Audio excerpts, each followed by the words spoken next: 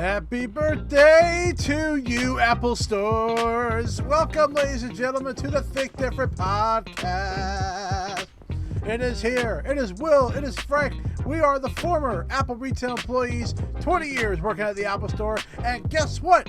It's also 20 today because the Apple Store, as of this recording today, has turned 20 years old. And we are here celebrating that amazing accomplishment by Apple. Frank Funk, the Keto drummer, the man. Hey, what's up? You been drumming out there or no? No, we haven't had any new gigs other than the one a couple weeks ago at the winery. But we may have some coming up. The guy that and of course you have to bring your Zevia with you. Absolutely, folks, you must bring your Zevia with you. Absolutely, non-sponsored, by the way. Well, Frank, we are here today to talk about one subject. And as of this date today is the first time the first Apple Store opened in Tyson's Corner. It's the very first one that opened up in Virginia. And we're going to talk about celebrating the 20 years of retail. We're going to talk a couple articles that we liked that discussed about this, this historic achievement. I would say what people originally thought of the idea of an Apple Store. And for the first time, we're going to show you video here on our YouTube, but you'll hear the audio version as well on our podcast platform, that you will be able to hear Steve Jobs going through the very first Apple Store. He did this, I think, at a Macworld 6 days before the actual store opened up. So that way he showed a tour of the store. And it's amazing to look at what the store looked like and what it looks like today and how it's changed. Yeah. Pretty remarkable stuff. But before we get started, folks, we did put up a brand new video exclusively on our YouTube channel. Check it out, folks. If you have never used Safari in your life, well, I think I hopefully convinced you because I put a nice training video up there, about 11 minutes long. We appreciate you guys listening to it, watching it. Hopefully you get something out of it. I know Frank did. Yes, I did. My biggest takeaway from that video was the fact that how many websites track you. That is just a crazy amount. Amazing. Like your favorite website, your favorite thing in life, pro wrestling, and there's like 30 people trying to track you. If people go to that in Safari, that little shield up there, and look at that, I think it's going to be a real eye-opener, Mm-hmm. Which ties into 14.5, why that you don't want to be tracked. Yeah. But that was last week's topic. Yes, it was. Today, let's jump right into it, man. Yep. So I wanted should be in a festive mood. We are in a great birthday mood, man. Party. In fact, just so people can see on my YouTube, I am wearing an official Apple logo shirt. This was exclusive at the Apple Store. You could not buy this anywhere. You had to go to Apple campus to get it. Frank, you've been there. You bought probably a couple things on the campus, right? I haven't been to, not to Cupertino. Oh, you didn't go to Cupertino for your Genius training? Or, no, I'm sorry, I went to Austin, Texas. Ah, so he didn't get to go to that store. But one of my good buddies, when they were in Cupertino, I had them buy me 24 Apple coffee mugs, so which I am still using. I had to figure out, I'm like, Frank, I cannot put 24 mugs in my cart. So you literally, I bought them. I was like, can you get me 24 of them? And they literally had to bring out these boxes, and I had to ship them. Yep. So I had to go to FedEx. I had to ship them out just because you wanted your goddamn mugs. Yeah, that's a good story. And I still have them. Have them, man. I think there were no more. I don't even think I got 24. I think I got like 20 or something. It wasn't like I couldn't fulfill your order. I can't tell you how many people want one of those. Well, then you gotta give me one. I should have had one anyway. For just doing it. I should have just took one for the heck of it. But so many people asked me to bring home stuff from that Apple campus. I remember how many people, I literally had to buy another bag that was filled of t-shirts, jackets, everything. I literally had to go to Target. I bought a bag. Obviously Apple paid for all my stuff, so I didn't have to pay for it, but then I returned it in my local Target, and then I got gypped because the tax different. Yep. So I actually lost money because I did that. I never understood why Apple didn't have like a store, a web store for employees to buy that kind of stuff. Yeah, I agree with you. I don't know why they didn't do that. That doesn't make any sense. But you know what? It made it it made it exclusive. And by the way, I've been there twice, so I had to do this like 2 times. Yeah. But yeah, it was crazy, crazy time. All right, so let's talk about 20 years of the Apple Store. Now, I read an article from 9 to 5 Mac by a guy named Michael Stieber, and I actually contacted him, and he actually listens to our show, and he wrote a great article. I wanted to start this off. 20 years ago this week, Apple opened its first brick-and-mortar retail stores to applause, cheering, and seamless endless lines of smiling faces. What started in 2 malls in Tysons Corner, Virginia, and Glendale, Florida, became a tradition spanning 2 decades, generations of customers, and more than 500 new stores. And he has an article that shows you he's doing like 4 parts of this series, which is going to be really cool. He's the next one he actually did is 20 years of Apple Store quotes. So I guess of big people that wrote quotes. But this was an article that he wrote, and here we are 20 years later, and the amount of products that they have and how they've grown from a small store in Soho to these big screens to a glass cube to no longer even being in a mall and taking these historical buildings and turning them into a place of that everyone could get together. Pretty amazing stuff. And you can see in the photos of this, I mean, we don't have this anymore where there is lines out the door, but he shows photos of every single Apple Store that opened that year, and it's pretty amazing what is there. I mean, they had here we go. Tiger was just announced around that time. Wow, that's crazy. Yeah. They even had a scratch and win. Win a PowerBook G4, an iPod, other prizes. You won iWork 05. Yeah. So they gave away prizes. Well, if we could step back for a minute, you have to remember at the time they opened these. Do you remember Gateway Computers? Yes, I do. The cow. The cow. Now, Gateway had a bunch of stores. Yep. And they failed miserably, and they closed. And Apple opened their stores right after Gateway closed all of theirs. Now, one of the major differences was in the Gateway stores, you could go and look at the computer, but they didn't have any stock. You had to order it, and it would be shipped to your home. Here at the Apple stores, you could go in, purchase, and physically take it home with you. But some of the quotes, the interesting quotes when Apple made this announcement, here's one that is pretty good. It says, Apple stores are doomed before they open. Retail will bankrupt Apple again. So those are a couple of the comments that came out when this announcement was made. Because remember, Apple had been in bankruptcy, and then they came back, and now Steve Jobs, back at the helm, wanted to open these stores, and it was a big gamble. But you can continue, Will, explaining how this was such a different experience. Well, you know, I just realized this. Remember the app? I'm going to go through a couple of famous Apple stores. I think that'd be a good idea in the same article. Apple Soho actually is the first Apple store that did exactly what it's doing now. It's taking these older buildings and turning them into something. This was an historical post office in Soho. That's what that originally was. So and Steve Jobs was actually at that store. That was opened on July 18th of 2002. So, and go ahead. Well, I was going to say, the other thing is, unlike other retailers, Apple doesn't gut the stores. They leave as much of the authentication of that original building and build around it, because they want to keep that historical perspective, just like they did at the one in New York, the Union Station. You know, I mean, very, very well done, and they retain the historical value of these buildings. Yep. This is another for November 20th of 2004, Apple Regent Street. That is the first Apple store in the UK. What year do you think the Fifth Avenue store opened up? Oh. It's the most iconic store.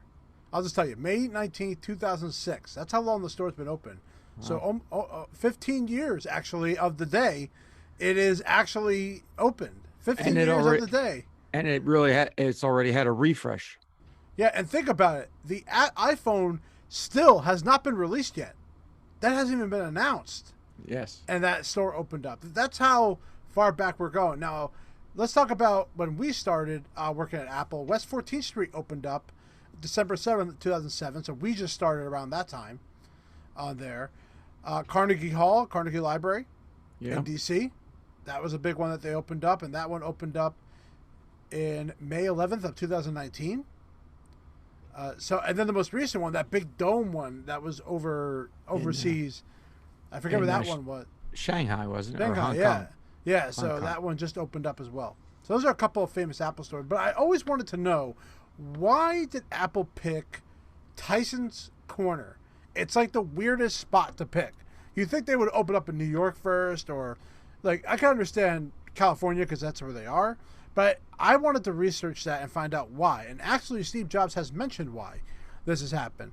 So he said, why these two locations? They were the first two that were ready.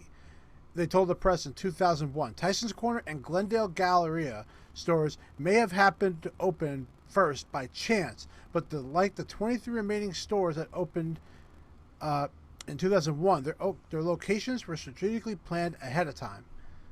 So very interesting on that. So you got anything to add, Frank, on the Apple Store and what we kind of just researched here? Well, they changed the journey for the consumer. They had the Genius Bar.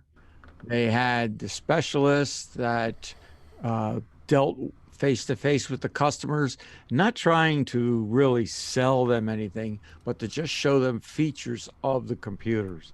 So it was a whole different experience. It wasn't like, first of all, nobody in the Apple Store works on commission. No. So the whole mindset was different. Mm-hmm. It was the focus on the customer and the experience, not sales. That was one of the three top things that they focused on on the mentality. Then, of course, the Apple Creed. You remember those? Mm-hmm. The Apple, Credo. yeah, the Mm-hmm. Credo, the Apple Steps of Service, um, and it was also you had to look at all the small stuff. I know when I was at both stores, we had a lot of leeway. If a customer came in with a cable, um, and if you felt that they were honest in their approach and whatever, and you wanted to give them a cable, just gave them cable, Yep, we did replace the used to do cable. that. We would actually take product right from the shelf, Yep, open it up, put the bad one in, put the old one, give them the new one, and we would do what we call a no receipt return. It's called, yep. and that's what we used to do. Now we don't do that anymore, but we definitely used to do that all the time. But I can tell you, like, even if we were sold out of them, we would probably still do it.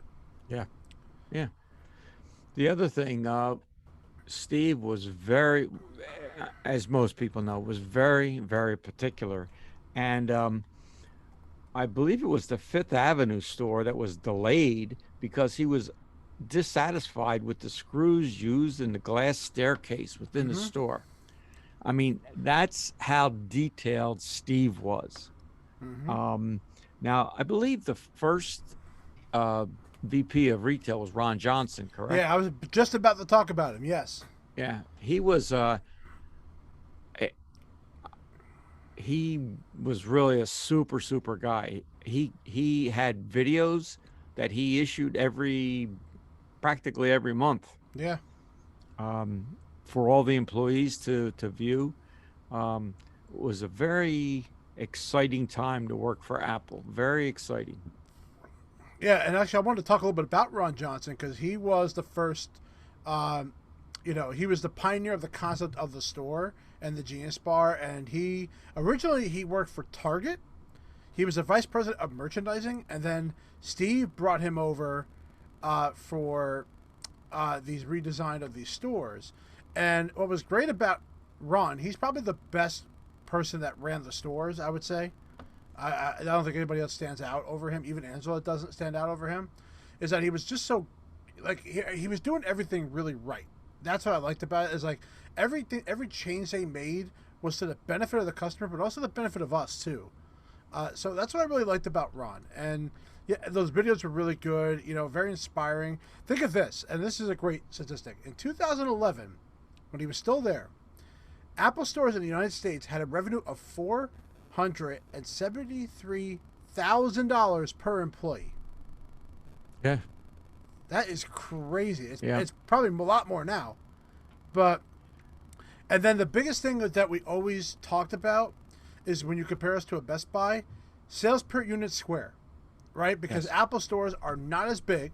Yes. They're especially the mall ones. But the amount of money that we would generate out of that store compared to a Best Buy blows it out of the water. Yes. But for square footage, yes.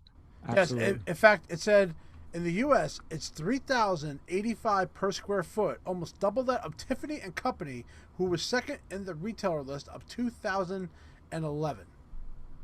Yeah. You know, for stores that were touted to fail miserably, it went so far beyond anybody's wildest expectations. It was just a phenomenon. It really, really was.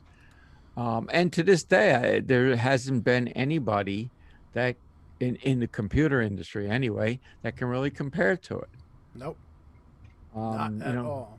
I mean, Microsoft they has closed all opened theirs. stores, but they were largely, you know, they were moderately successful. I don't think they were successful because they're not open anymore. So Well, yeah. I would say they're not successful at all. They just copied everything what an Apple store did. Now, when they first opened, when I first started working at Apple, a friend of mine where I worked full time, we sat down and we kind of analyzed the number of products, and we came up with at the time, if you don't count the different iterations of the different computers, they had a 13-inch portable, a 15-inch, a 17-inch. They had a 21.5-inch iMac, and I think was a 24-inch iMac. No iPhone when I first started, no iPads. And so we came up with maybe 13 different computer products that they sold. And like you said, for the amount of sales per square foot, it was astronomical.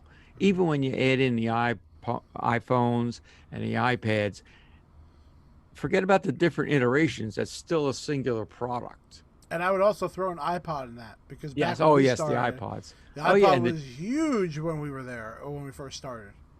my favorite was the chiclet. The chiclet the iPod, very the one small you, ones. that little small one you clip Yeah. on anywhere. That was pretty neat. Yeah, I mean, honestly, even today, I think that would still work. You know, especially if you know. But now you have an Apple Watch, so honestly, Yeah. Apple Watch Yeah. So yeah. has kind of taken that place over that. It'd be really worthless to have it. I mean, right now an iPod is a completely worthless product. Oh, look who's here, everybody! I didn't even know that. Frank, you didn't tell me Luke was here. What's up, bud? I was waving at Tara. What did I care about Luke? Well, Luke is here on the podcast, everybody. Luke, do you have anything you want to say to your fans? Oh, Say mama. The cat's here, too. He does know how to say mama, actually. He's really here. Hey, bud. Look what I just did. Oh, my God. Oh, I'm so sorry. Terrible dad. I'm a terrible dad. I am so sorry. But this is Luke, all grown up. The last time you probably saw him was like what, 5 months ago? He's getting big, man. Yeah, he is a big guy. In fact, what is his percentage, Tara? His height is in the 99th percentile. 99 percentile. Wow. Look at this guy. Hey, Luke. What's Hey, up? Say hi to Uncle Frank. No, you don't want to say hi to Uncle Frank. Nah. He's got eyebrows in his ear, though. Look at the eyebrows showing up on his ear, though. That's kind of weird. You see that? It's like Yeah. the eyebrows were showing up. I don't know what that was about. Oh, he is not happy, though. I'm sorry. This is Mom's fault. Broke him. I didn't break him. He doesn't want to be in front of the camera. So, and thank God of Apple because, I don't know how to tie that in whatsoever. I can't tie it in. So, All right. Well, Luke made a visit here on the podcast, and he cried. So now it makes me look like I'm a terrible father. That's awesome. So good for us. See, I'm so focused on you, Frank, that I don't even know my own kids in my room. Yeah. All right, guys. Well, now that we've talked a little bit about the Apple Store and that my son has joined the podcast, we are going to switch gears. On our YouTube version of our show, you are going to see a video of Steve introducing the very first Apple Store. It's about a 4-minute video, but we're going to stop and start it in between. And if you're listening to our audio version, we're going to talk over it, so that way you can hear it. So let's get ready and let's share that video. All right. Let's, as Warner Wolf used to say, let's go to the videotape. Okay.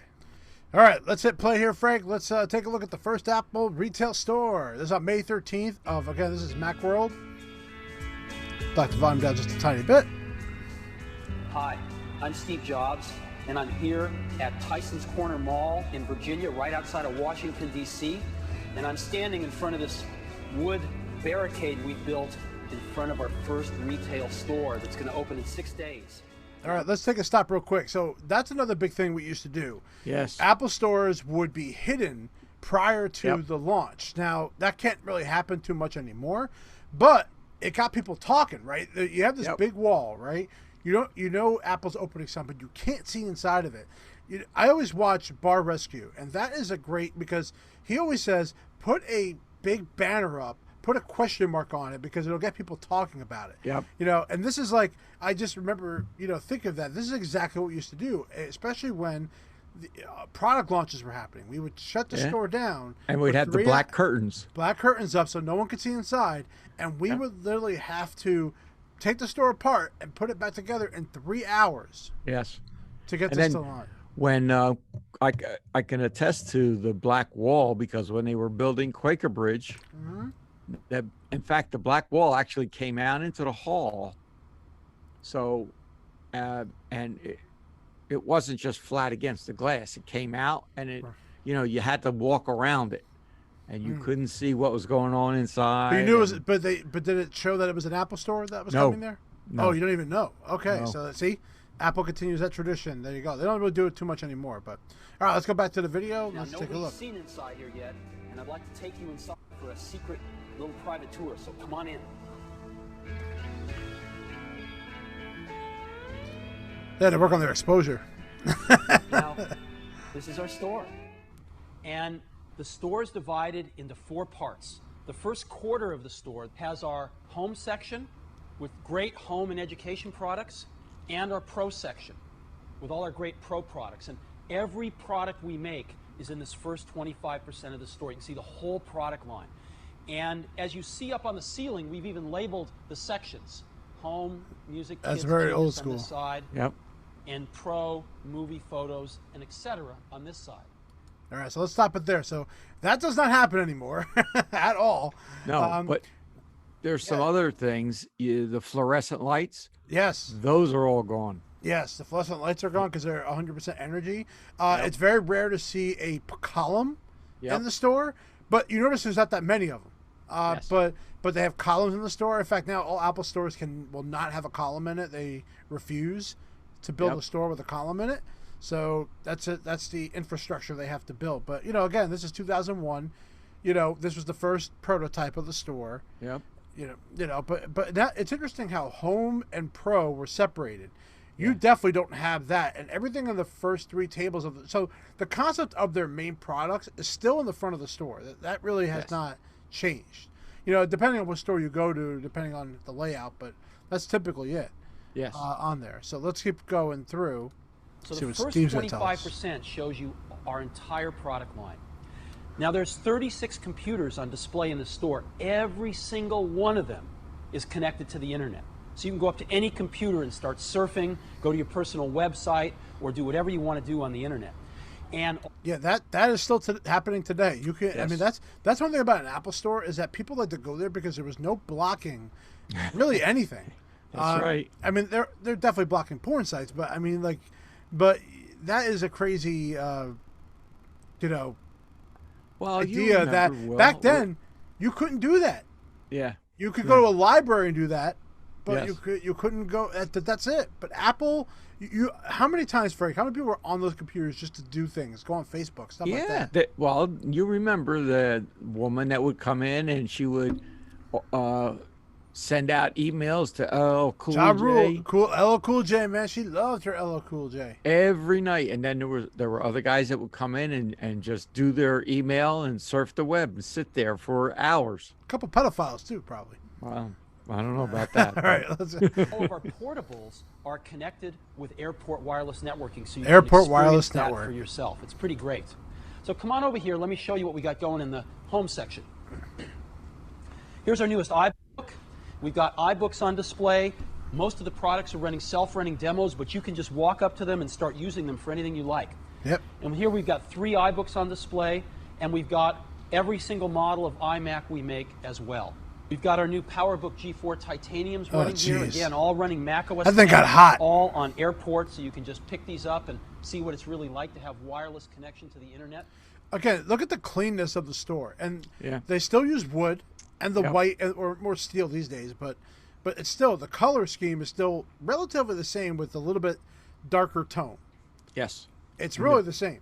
The And- banners in the background. Remember how we used to change those banners? Yeah, those banners were removable. Now some stores were different than others, but yeah, we would have to change those banners every time they were going to update the store. So that's still around today, still there. And we've got every Power Mac we make here, along with Yeah. all of our great displays, including the 22. There's a inch cube cinema there too, by display. the way. Solutions. The center half of the store, literally half the store, is devoted to solutions, because people don't just want to buy personal computers anymore. They want to know what they can do with them.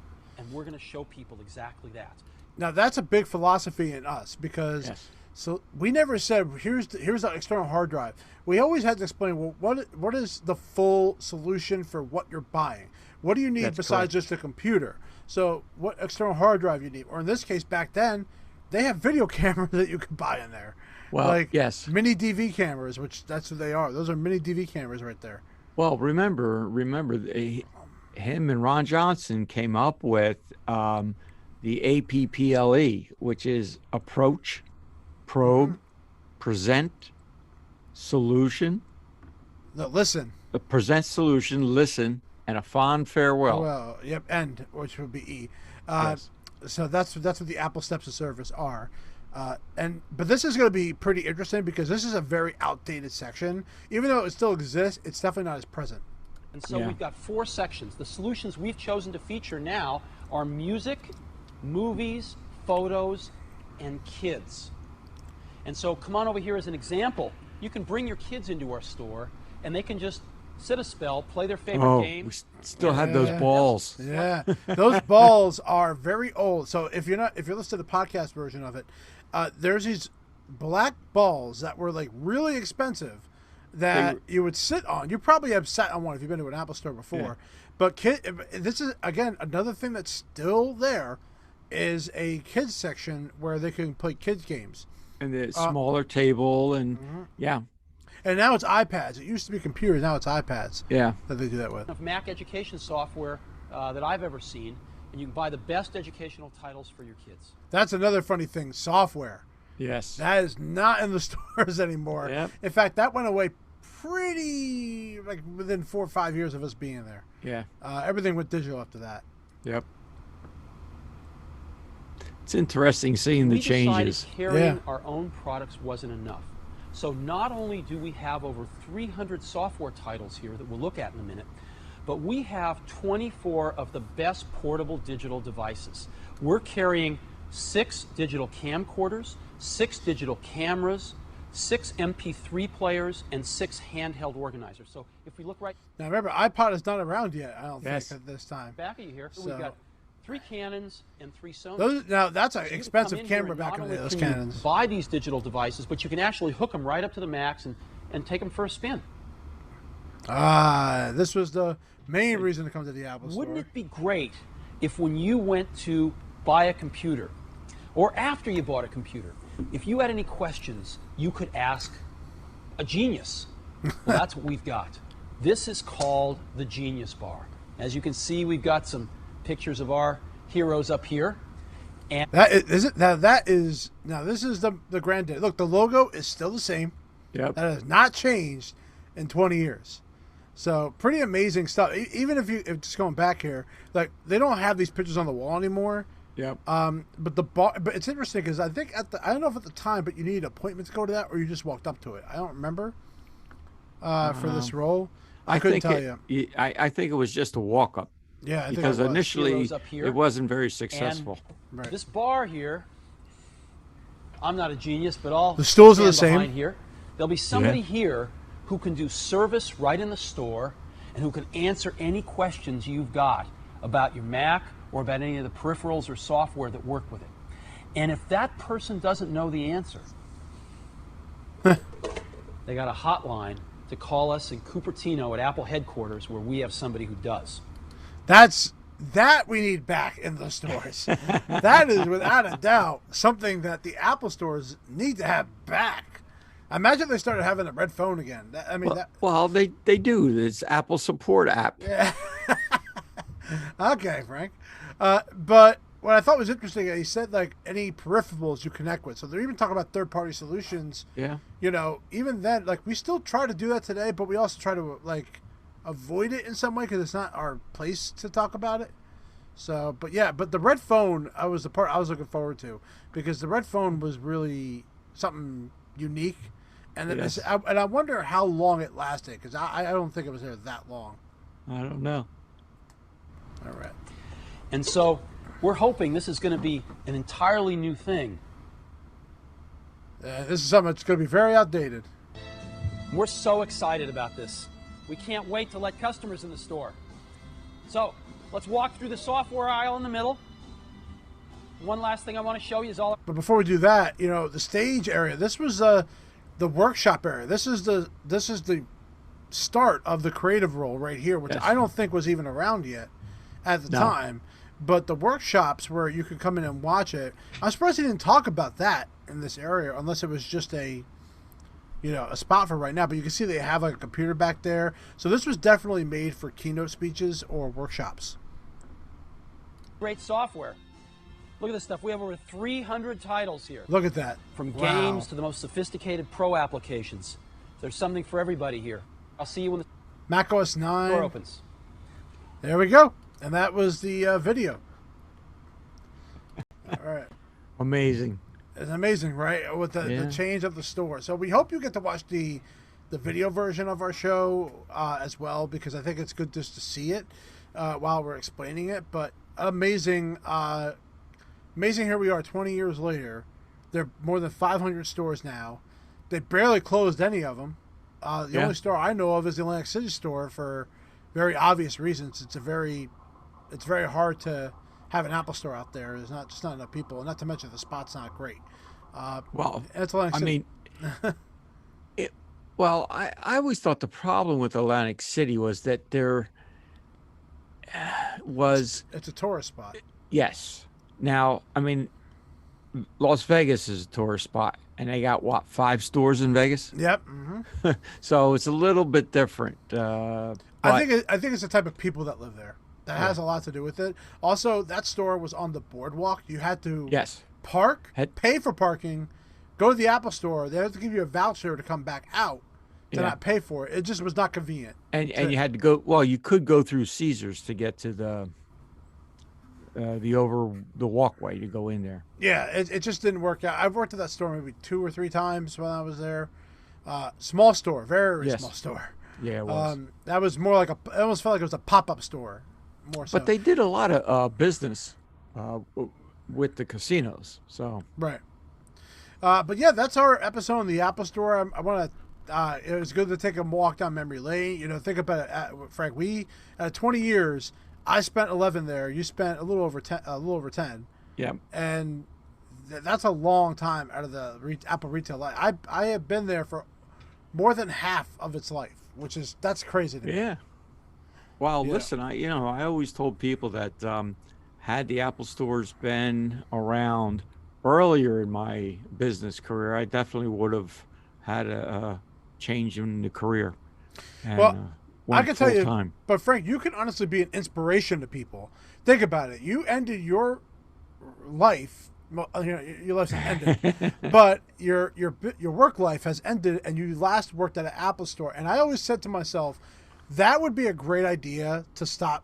I would work at an Apple store for my last part of my life, in a part-time role like you did, and then walk into the sunset into your basement like you're doing right now every day. It's, if people say, well, why are you working there? I mean, I said, because I work with people that love the same things I do. I work with some of the best products in the world, and people come in that want to know about those products. And I said, oh, yeah, by the way, they pay me. Yeah. I said, where else are you going to go? And all they want you to do is tell people about the products. I mean, there's no pressure to sell. I would say that's changed a little bit because now they want you to get numbers up for trade-ins, and I've been told, oh my God, he's back. He is back at the end of the show. Ladies and gentlemen, Luke has returned. He's happier now. He had milk. He has milk, everybody. All right. Let's bring him down here for no Zevia? the show. Oh, he could have a Zevia. We could hook him up with a Zevia. So, well, I hope, Luke, that you are excited because at some point you're probably going to work at an Apple store in your life. And then I'm going to retire like I did, like Frank did. And, that's what we're going to do. Well, just to end it, I always tell people that people say, I'm looking for a job or whatever.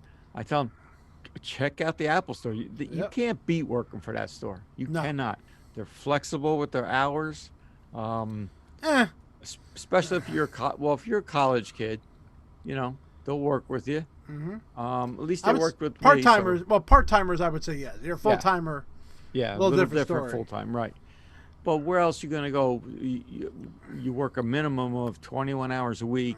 You get medical insurance, 401k, stocks. I mean, medical, it's just nuts what they give you. Absolutely. Yeah, speaking of nuts, my cat's back here in the background, too. Unbelievable. I see it. The whole family's here. Family's there. The whole family's here. But we want to thank you guys for joining us here at the Think Different podcast. We are happy that you're joining us every single week. And for, not myself, but for my son, Mr. Lucas, we like to say bye-bye and go to an Apple store. Take care, Ren.